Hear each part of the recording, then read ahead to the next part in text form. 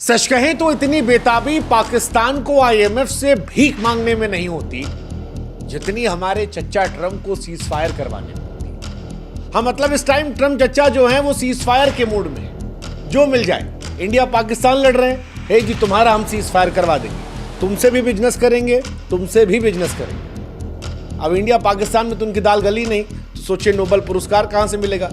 चच्चा चले गए रूस यूक्रेन में और कहा कि हम तुम्हारा भी सीज फायर करवा देंगे, और करवा भी दिया।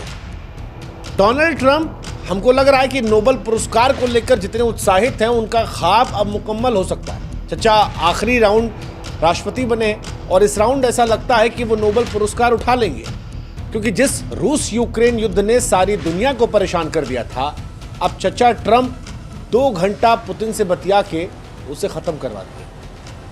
रूस और यूक्रेन युद्ध के खत्म होने की खबर आई और ये बहुत बड़ी बात है, बहुत बड़ी बात है, क्योंकि रूस यूक्रेन युद्ध ने सारी दुनिया को अलग कर दिया था। कई बार तो हमारे मन में ख्याल आ रहा था कि भारत के वो टीवी चैनल्स जो बीते 4-5 साल से खाली रूस यूक्रेन का युद्ध कवर कर रहे थे, अब बेचारे कंटेंट कहां से लाएंगे, क्या दिखाएंगे वो। लेकिन उनकी चिंता हम क्यों करें, हम चिंता करते हैं दुनिया की। और दुनिया की चिंता में बात फिलहाल ये है कि डोनाल्ड ट्रंप की जो डील इंडिया पाकिस्तान के बीच में फुस हो गई थी, वो रूस यूक्रेन में चमक गई है। चचा का नोबेल हकीकत के करीब है और फिलहाल पूरी दुनिया तालियां बजा रही है।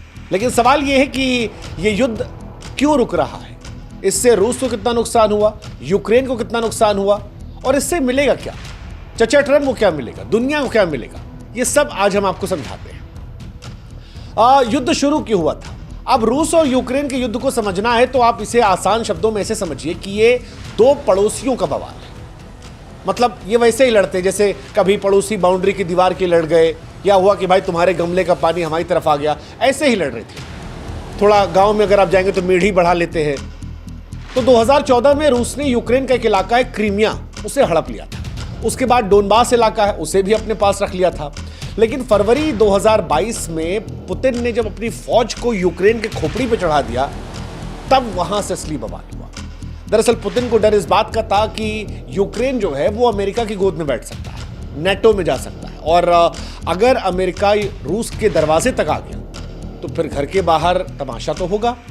पुतिन चाहते नहीं थे कि उनके घर के बाहर नेटो पहुंचे, और पुतिन ने यह बात यूक्रेन को समझाई। लेकिन यूक्रेन ने कहा कि जैसे गांव में पटीदार होते हैं कि नहीं हम तुम्हारे साथ नहीं रहेंगे, वो दूर वाले भैया अच्छे लगते हैं। तो यूक्रेन अमेरिका के पास जाना चाह रहा था, रूस मना कर रहा था, और यहीं से सारा मामला गड़बड़ हो गया। पुतिन का मानना था कि रूस और यूक्रेन एक जैसे हैं, घर की लड़ाई है, बाहर वाला मत है। लेकिन यूक्रेन नहीं मान रहा था। यूक्रेन को मोटा पैसा जो है वो अमेरिका ने दिया था, और यहीं से रूस ने यूक्रेन पर हमला कर दिया। यूक्रेन पर जो हमला हुआ वो गजब तरीके से गया। हालांकि रूस के अपने ही मसले थे, लेकिन वहां भी जनता जो है वो ओवर एक्साइटेड रहती कि लड़ो लड़ो लड़ो लड़ो, और फिर लड़ लिए। दुनिया समझाती रही मत लड़ो मत लड़ो मत लड़ो। इंडिया देखो कितना स्मार्ट है, जितना ठोकना था ठोका, चुपचाप वापस लौटा। लेकिन रूस ये नहीं कर पाया, रूस लड़ता रहा। और इसीलिए ये सवाल उठ रहा है कि जब ये सीज फायर होने वाला है तो इसमें कितना नुकसान हुआ है। देखो, नुकसान तो बहुत ज्यादा है। नुकसान सुनकर आपका दिल दहल जाएगा। अगर आप इंसानी नुकसान की बात करोगे तो यूक्रेन में 50,000 से अधिक सैनिक जो है वो मारे गए, 10,000 से अधिक आम लोग मारे गए, लाखों लोग ऐसे हैं जो शरणार्थी बनकर निकल गए, कई शहर ऐसे हैं जो मलबे का ढेर बन गए। हालांकि हम चाहते हैं कि आप भी हमारी एक मदद करें, हमारे व्हाट्सएप चैनल से जुड़े। लिंक हमने डिस्क्रिप्शन में और कमेंट सेक्शन में पिन कर रखा है। आप जुड़ेंगे तो इससे हमारी ताकत बढ़ेगी और आप तक जल्दी हमारे वीडियोस पहुंचेंगे। जहां तक बात रूस के नुकसान की है, रूस के नुकसान को लेकर क्लैरिटी एक्चुअली नहीं है। तो रूस से खबरें बाहर आती नहीं है, दूसरा अमेरिका या वेस्टर्न मीडिया जो खबर बताता है वो पूरी सही नहीं होती। ऐसे में जो नुकसान रूस की बात की जा रही है वो तकरीबन कहा जा रहा 7 लाख सैनिक घायल और मारे मिलाकर। उनके जो भाड़े के गुंडे थे, वैगनार फोर्सेस, ये सब, उनका भी नुकसान हुआ है। बट फिर मैं कह रहा हूं कि ये यूएस या वेस्टर्न मीडिया का आंकड़ा, इसे आप पूरा भरोसा नहीं कर सकते। हालांकि ये है कि शरणार्थी संकट बहुत ज्यादा हुआ था। 60 लाख यूक्रेनी ऐसे थे जो भाग गए। अब आप सोचो यार कि आधी नोएडा दिल्ली की आबादी जो है वो चली जाए। अगर आप फाइनेंस के नुकसान की बात करोगे या देश के नुकसान की, तो यूक्रेन की अर्थव्यवस्था जो है वो खत्म हो गई। स्कूल, सड़कें, अस्पताल सब बर्बाद हो गए। मतलब विश्व बैंक की तरफ से एक रिपोर्ट आई थी जिसमें कहा गया कि अगर यूक्रेन को दोबारा खड़ा करना है तो 500 अरब डॉलर, तकरीबन 42 लाख करोड़ रुपए जो है वो देने पड़ेंगे, तब जाकर शायद उनकी हालत ठीक होगी। रूस इन कंपैरिजन मजबूत देश था, लेकिन रूस पर भी बहुत बैन लगा। सारे वेस्टर्न कंट्रीज ने रूस पर बैन लगा दिया, रूस को कंगाल कर दिया। रूस का तेल और गैस का धंधा जो था वो खत्म हो गया, रूबल की कीमत जो थी वो गिर गई। बहुत सारी कंपनियां ऐसी हैं जैसे कोक थी और मैकडॉनल्ड्स, इन्होंने रूस को छोड़ दिया, गुड बाय कर दिया। तो रूस को अंदर से बाहर से बिजनेस पॉइंट ऑफ व्यू से बहुत बहुत ज़्यादा नुकसान था। हालांकि नुकसान केवल इन दो देशों का नहीं था, नुकसान दुनिया को भी हुआ था। जैसे यूक्रेन वो देश है जहां से, यूक्रेन या रूस दोनों कह लीजिए, जो गेहूं, तेल, गैस के बड़े सप्लायर हैं। अब युद्ध ने इनके खेतों को तो नष्ट कर दिया, तो युद्ध ने सप्लाई रोक दी। अफ्रीका, मध्य पूर्व में भुखमरी बढ़ गई। अमेरिका, यूरोप में महंगाई ने कोहराम मचा दिया, क्योंकि गैस की कीमतें जो हैं वो आसमान में चली गई। अब उनके यहाँ हमारा वाला हिसाब किताब तो है नहीं, उनके यहाँ तो पाइप से गैस आती है, तो वो गैस महंगी हो गई थी। प्रकृति की तबाही हुई। यूक्रेन में खेती की ज़मीन जो थी, जंगल, नदियाँ सब बर्बाद हो गई। इतनी बमबारी हुई, दोनों ने एक दूसरे पर इतना बम ठोका है कि मामला बहुत गड़बड़ हो गया था। इनफैक्ट बीच में तो न्यूक्लियर प्लांट जो था उसको भी डैमेज करने की बात चल रही है। लेकिन सवाल ये है कि अब ये दोनों मान क्यों गए? क्योंकि डोनाल्ड ट्रंप ने तो फ़ोन किया था, लेकिन चचा ट्रंप के फ़ोन करने से मान गए, ऐसा तो होगा नहीं। माने क्यों, वो भी हम आपको समझाते हैं। दरअसल ये दोनों 3 साल से लड़ रहे थे, और 3 साल के बाद इन दोनों के टैंक खाली हो गए। दोनों एक्चुअली वेट कर रहे थे कोई तीसरा आदमी आए और प्यार से कहे कि लल्ला तुम दोनों मेरे करण अर्जुन हो और दोनों को हम साथ रखेंगे। और ट्रंप इस टाइम उसी मूड में, वो इंडिया से भी कहते हैं तुमसे भी बिजनेस करेंगे, तुमसे भी करेंगे। ऐसे वो रूस से भी कह रहे बिजनेस करेंगे, और वो उनसे यूक्रेन से भी कह रहे बिजनेस करेंगे। वो पुतिन के भी दोस्त बन रहे हैं, जेलेंस्की के भी दोस्त बन रहे हैं। ट्रंप को इस टाइम खाली अपना दिख रहा है। डोनाल्ड ट्रंप चाहते हैं कि भैया उनको नोबेल प्राइज मिल जाए, और वो उसी तरफ बढ़े हैं। 19 मई 2025 को ट्रंप ने पुतिन से 2 घंटे फोन पे बात की, मानो जैसे कोई पुराना यार। अब बताओ, यही रूस और यूक्रेन दुनिया में लड़ते रहते हैं।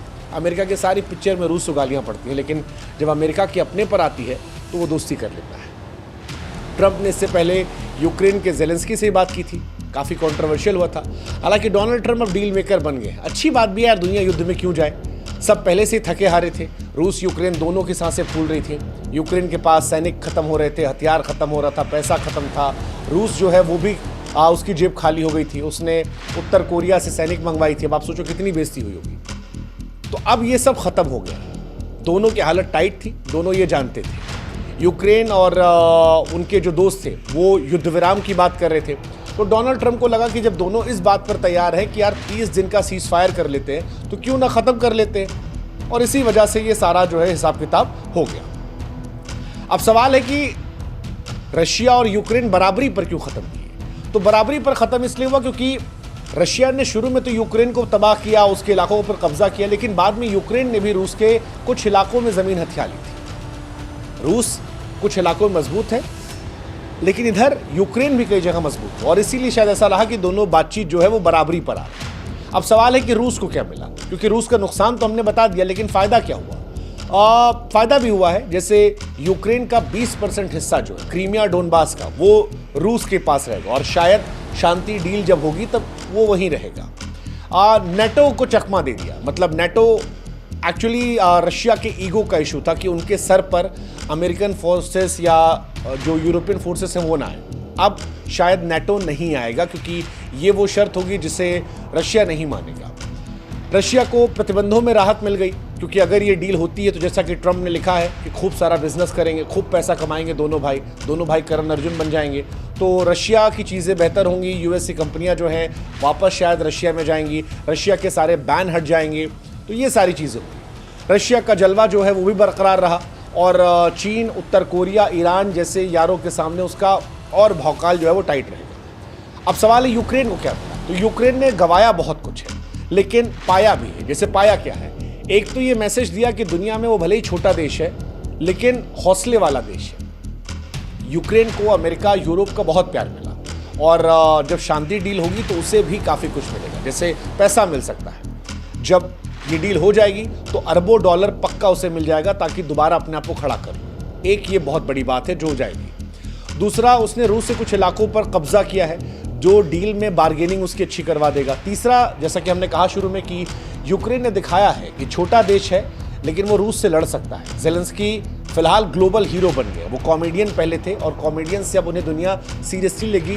वो अपने देश के एक बहुत बड़े हीरो के तौर पर आए, क्योंकि अगर वो भाग जाते युद्ध की शुरुआत में तो शायद बहुत जल्दी सरेंडर हो जाता है। शुरुआत में जब युद्ध शुरू हुआ था तो हर आदमी ये मान रहा था कि यूक्रेन 1 हफ्ता टिकेगा, 3 दिन टिकेगा, रशिया तुरंत कब्जा कर लेगा, छोटा देश है। लेकिन ऐसा हुआ नहीं, रशिया कब्जा नहीं कर पाया और बराबरी पर ये डील जो है ऑलमोस्ट ख़त्म हो रही है। ठीक है, रूस को थोड़ा एज है, बट यूक्रेन की औकात देखते हुए यूक्रेन मनोवैज्ञानिक तौर पर जीत लेकर जा रहा है। ये तो इनकी कहानी हो गई। अब सवाल है चचा ट्रम्प को क्या मिलेगा।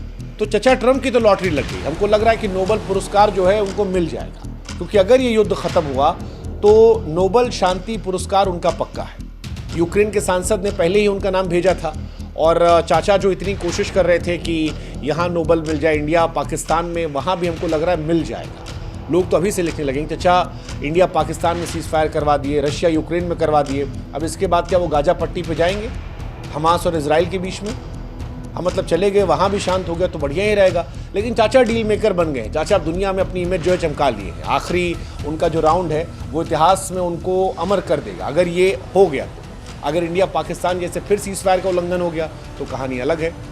लेकिन चचा कर दिए। चचा ने इस बीच में काफ़ी कुछ किया। चचा इससे पहले भी नॉर्थ कोरिया जब गए थे तो नॉर्थ कोरिया में जाने वाले पहले अमेरिका के राष्ट्रपति थे। तो डोनाल्ड ट्रंप कर रहे हैं यार, मतलब उन्होंने कई चीज़ें ऐसी की है जिसके लिए शायद इतिहास उन्हें याद रखे।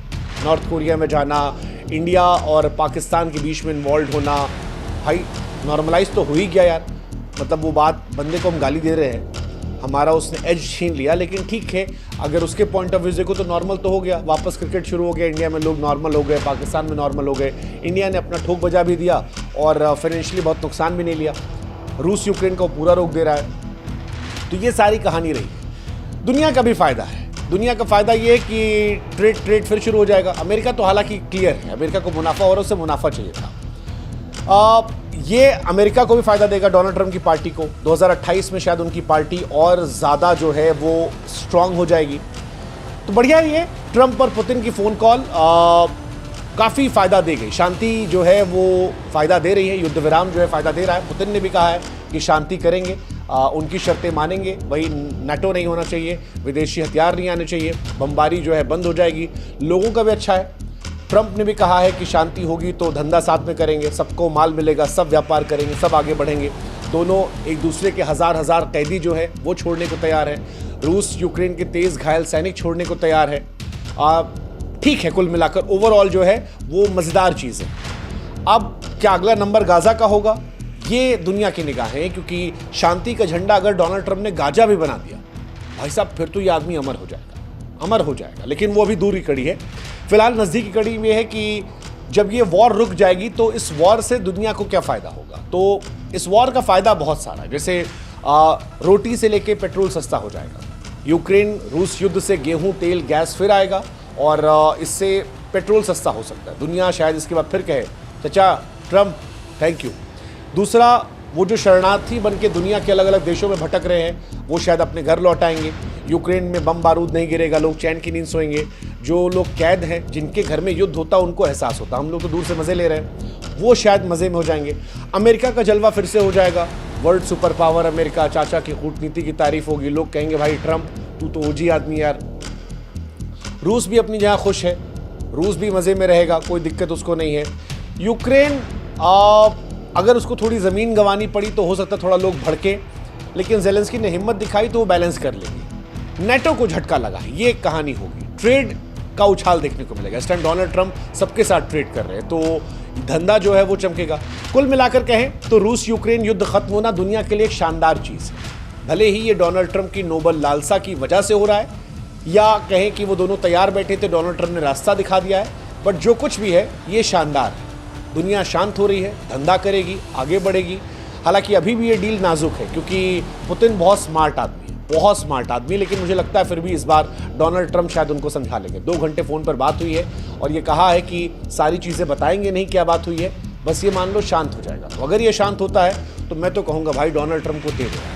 दे दो भाई नोबेल प्राइज। वो आदमी बहुत भूखा है और क्या पता नोबेल प्राइज के करीब पहुंचते पहुंचते वो गाजा पट्टी में भी कुछ कर दे।